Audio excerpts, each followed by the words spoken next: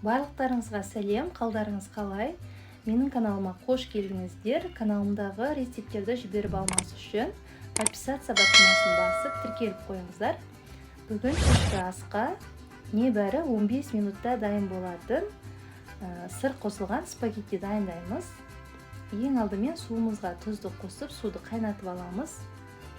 Қайнаған суға спагеттиді саламыз. 12-13 минуттай орташа отта қайнатамыз.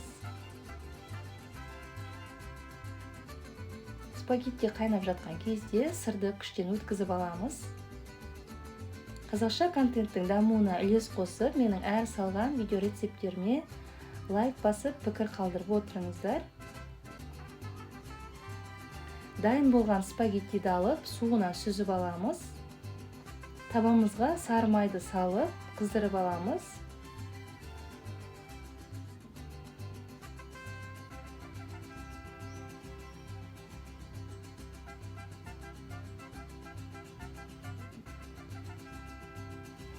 Еріген майдың үстіне піскен спагеттиді саламыз.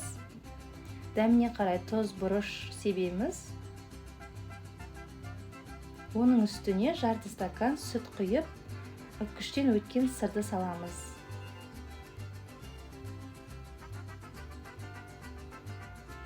Спагеттиді араластырып, сыр ерігенше 2 минуттай орташа отта ұстаймыз.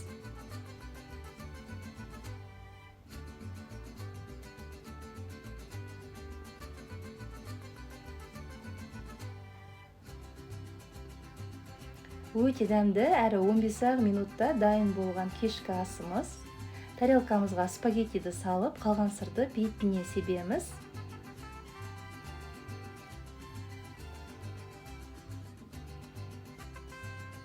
Қалауыңызша укроп, көкжуа сеуіп ұсынсаңыз болады.